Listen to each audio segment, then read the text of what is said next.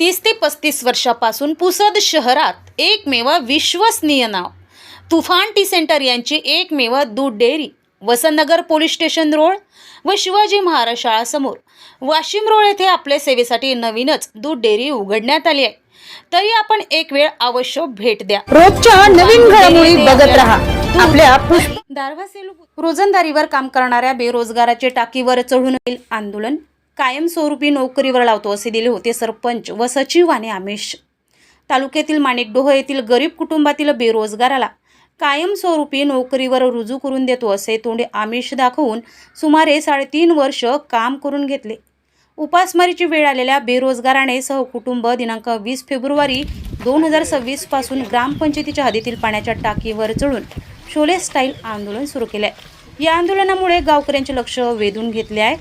माणिकडोह ग्रामपंचायतीच्या हद्दीत राहणारे पंडित चव्हाण हे सहकुटुंब टाकीवर चढून आंदोलन करत आहे। याबाबत सविस्तर माहिती अशी की ग्रामपंचायतीच्या सरपंच सचिवाने दिनांक 23 ऑक्टोबर 2023 पासून पाणी पुरवठा करण्याकरिता रोजंदारीवर पंडित चव्हाण यांना कामावर ठेवले होते। त्यांना नोकरीत कायमस्वरूपी करू असे सरपंच व सचिवाने तोंडी आश्वासन दिले होते। ते आतापर्यंत ग्रामपंचायतीच्या हद्दीतील रहिवाशांकरिता पाणी पुरवठा सोडण्याचे काम करत आले। सुमारे 3 ते 3.5 वर्ष उलटूनही त्यांना आतापर्यंत कामावर कायमस्वरूपी केले नाही। त्या संदर्भात त्यांनी दिनांक 26 जानेवारी 2026 रोजी झालेल्या ग्रामसभेत संपूर्ण गावातील नागरिकांसमोर विषय मांडून ठराव सर्वानुमते पारित केला होता।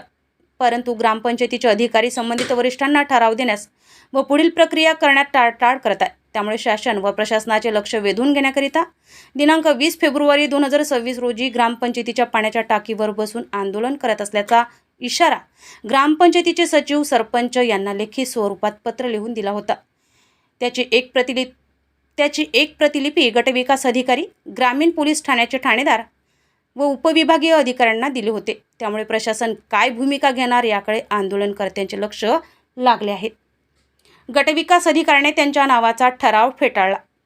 रोजंदारीवर काम करणाऱ्या पंडित चव्हाण यांना कायमस्वरूपी करू असे कुठलेही आश्वासन दिले नव्हते।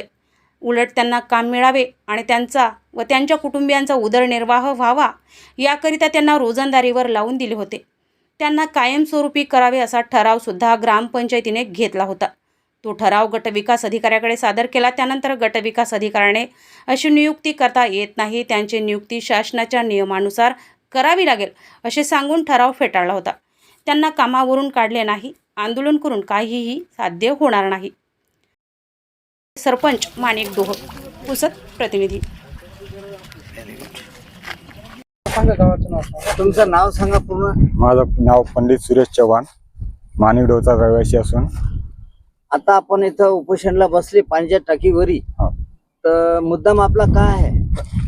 साहेब, माझा मुद्दा असा आहे की मला 2023 पासून यांनी पाणी पुरवठ्यावर रोजंदारी तत्वाने ठेवलं होतं। मला वारंवार तोंडी आश्वासित केले सरपंचांनी, मी तुम्हाला कायम करू, पण त्यांनी अजून कार्यकाळ उलटल्याच्या नंतर पण त्यांनी कुठलीच पुढील प्रक्रिया केली नाही। तुम्हाला पगार भेटते का? पगार 3000चा पगार देते साहेब। अगदी भेटते? कॅश नाही देत, याने चेक नाही देतात साहेब। तर आता काय अडचण आहे तुमची? मला माझं एकच म्हणणं आहे की ग्रामसभेत ठराव झाल्याच्या नंतर पण त्यांनी मला अजूनही ठराव दिला नाही। सर्वानुमते ठराव पास झाला की कायम करण्यासाठी पुढील प्रक्रिया करावी म्हणून ग्रामसभेत ठराव झालेला आहे साहेब। तुमची कार्याचं हे मान्य नाही झाले तुमच्या उपोषणाचं हे, तर पुढील भूमिका काय आहे तुमची? मी माझ्या परिवारासह मानधनवर तुम्हाला घेतलं होतं का पहिले ग्रामपंचायत? हो साहेब, मानधनवर घेतलं होतं। हो।